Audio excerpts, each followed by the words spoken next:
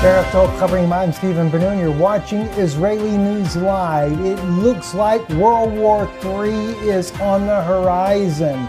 President Donald Trump is considering this evening here information that has been given out by his military chief there. That is Mr. Mattis there, who's supposed to be briefing him on a possible military options regarding Syria's President Bashar al-Assad, who has been accused of gassing his own people.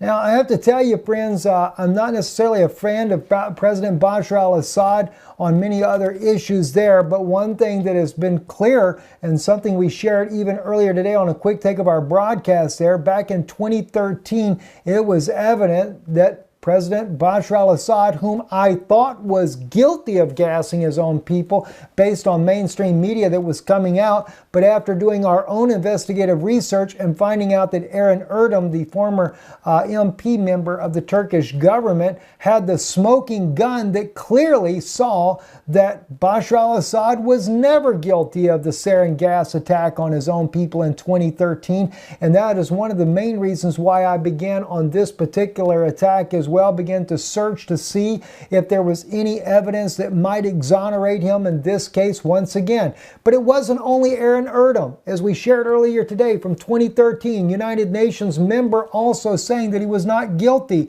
Seymour Hersh, the investigative journalist from Britain, also had the evidence that Hillary Clinton had moved the sarin gas from Libya to Syria, smuggled it in with the intentions of using it against the people there and blaming it on President Bashar al-Assad. So my concern is that it was no different now than it was then. And of course, we began to find immediately evidence that supported it. Partisan Girl, a young woman who actually is a peace activist living inside of Syria, had the clear evidence already, much evidence, that suggested that in fact, yes, it was all done by the rebels themselves, only to be blamed on Bashar al-Assad. Yana, doing a little bit of investigative work and behind the scenes herself, found out that the Saudis were involved, finding out the intel of when the Bashar al-Assad would be bombing in Idlib, to only coincide that with a gas attack at the same time to make it appear that it was indeed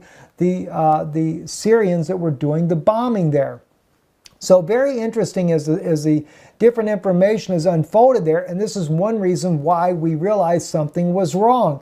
But don't forget, friends, we had reported ourselves here on the 3rd of April.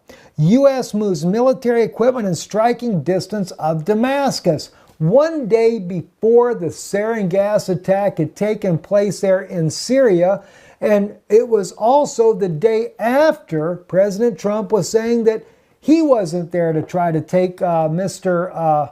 Assad out of power. He wasn't for a regime change. Well, that looks pretty good, but the only problem is the very day that President Trump is saying that, we were sharing with you from already happened how that the United States was actually moving in the very troops themselves into position there. Well, that was kind of odd.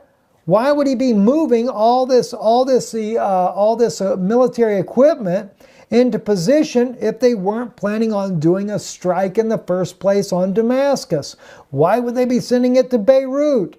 And of course, our good friend Lorenzo here, which is on his channel now and already happened there, he was diligently watching this as the huge cargo ships were being loaded up. And then the next thing he knows, he predicted it was going to Beirut, only to find out that yes, 2 ships were going to Beirut, and they ended up both mooring there. Now, one of those ships ended up moving out from Beirut and now is porting down at Jordan's Gulf of Aqaba seaport there. So now the United States has military equipment in Beirut, Lebanon, as well as a huge shipment of military equipment in at the port of Jordan in the Gulf of Aqaba, on the north end of that.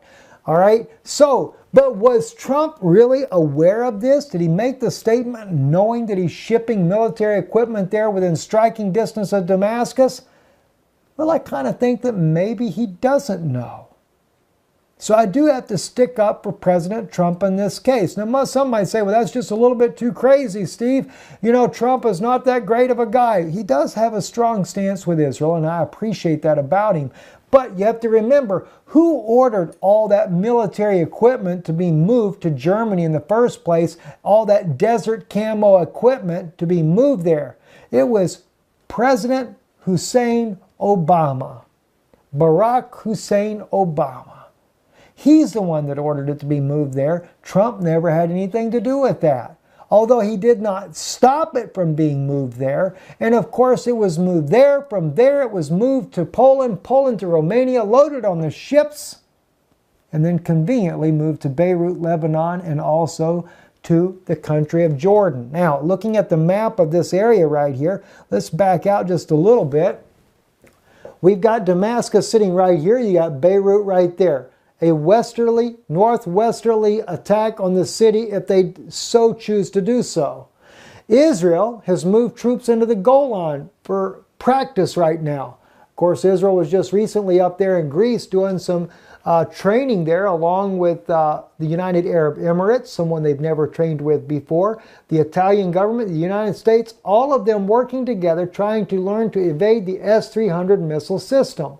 Well, let me ask you this then. If they were there to try to evade the missile system there, were they training here in Greece to be able to evade an attack that they plan on doing on Iran, which is way over here, right here? Or were they planning on doing this because the S-300 system's inside Syria? Well, that's a good question, isn't it? A question that I don't necessarily know the answer to. But now we know that the United States moved another ship of the military equipment from Romania down through the straits here of the Suez Canal, down through the Gulf of Suez, up through the Gulf of Aqaba, and now is there to offload there in Jordan.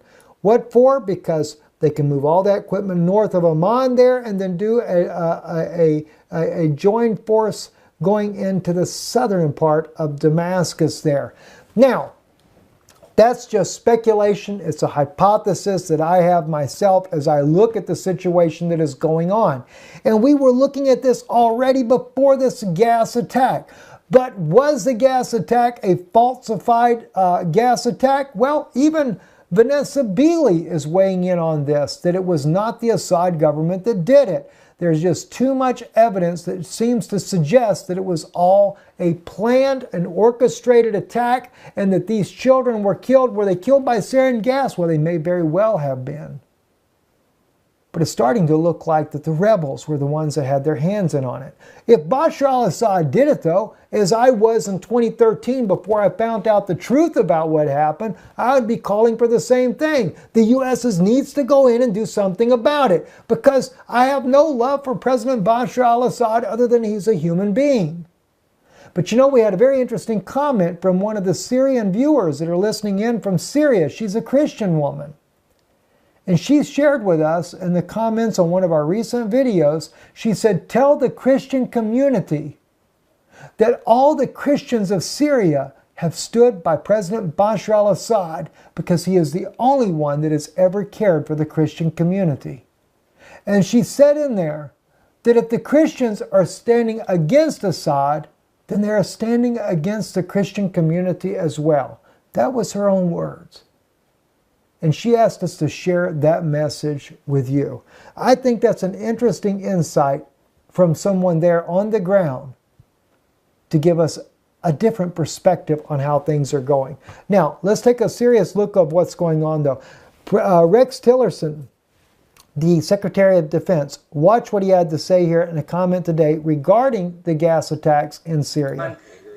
To this, let's listen back in here. All of us, and brought to the front pages and to our television screens as well the tragedy that is part of the Syrian conflict.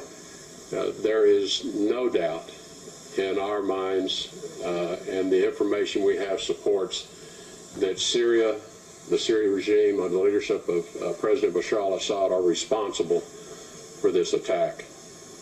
And I think further it is very important that the Russian government consider carefully their continued support for the Assad regime.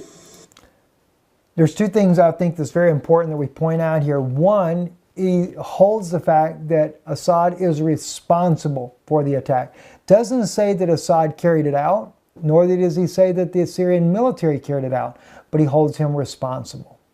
Second, was an indirect threat to Russia that they should reconsider their support for the Assad regime. That lets us know that there is a good chance that military actions will be carried out.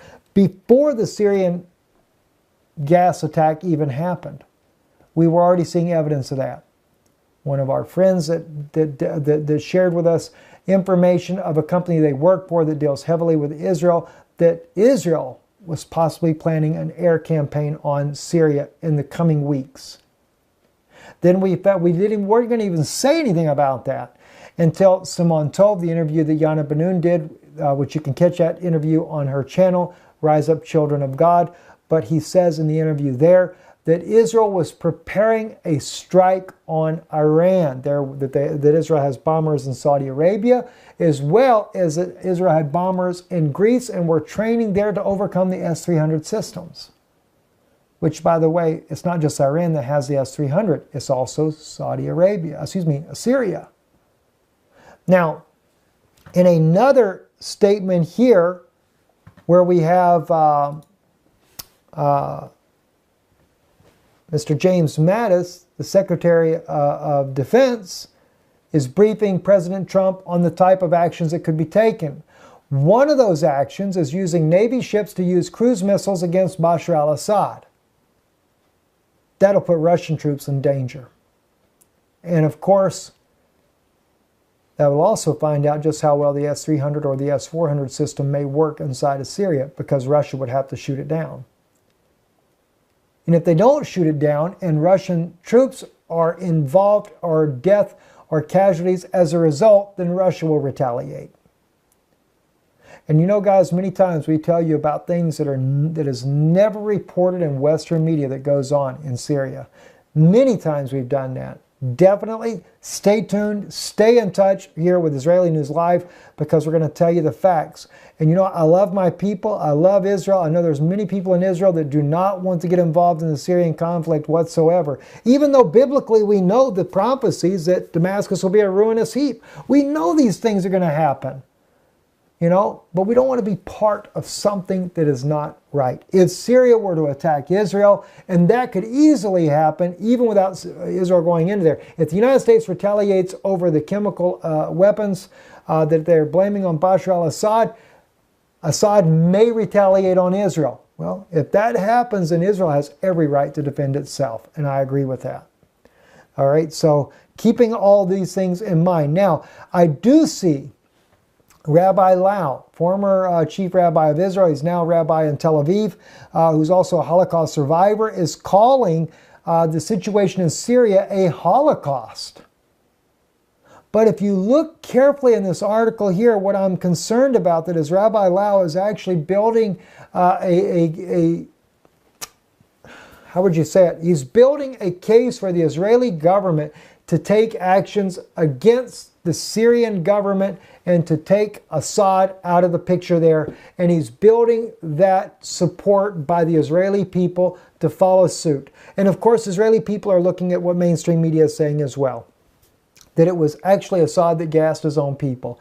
And so therefore, the Israeli people are outraged by it. And rightfully so, because if he did, I'm outraged as well. But what's even worse is if somebody in the background, if let's say Assad didn't do it, and the evidence is pointing to the possibility that the Syrian rebels actually did this, backed by the US, CIA, and NATO and their allies, then how wicked and evil is that? Because 2013, the evidence clearly is there that it was ISIS that did the dirty work, but they did it for the superpowers in behind the scene. That is what is a shame. And by the way, Hillary Clinton's name was all over moving that sarin gas into Syria, as we've already brought out. Guys, enough on that right there. A serious incident in Israel. An IDF soldier has been killed today by a car ramming attack. Very distraught situation. Our condolences and prayers go out to the family there. The Intifada has not stopped. The third Intifada, as the Palestinian people are calling this. They're still using the knife. When we were there in Israel the other day, there was a woman that was stabbed to death. And now a car ramming attack. The Israeli authorities have said that with the Passover season being here, that we could expect an uptick in these types of attacks. Also, Rex Tillerson, Secretary of State, is also stating very strong words regarding North Korea. I say strong words, a very baffling statement as reported by The Independent here, but his words, though, say a lot, in my opinion. He stated here, the United States has spoken enough about North Korea. We have no further comment. I am very concerned at this point now, friends, as we have been stating all along, the United States has been building up to take down Kim Jong-un.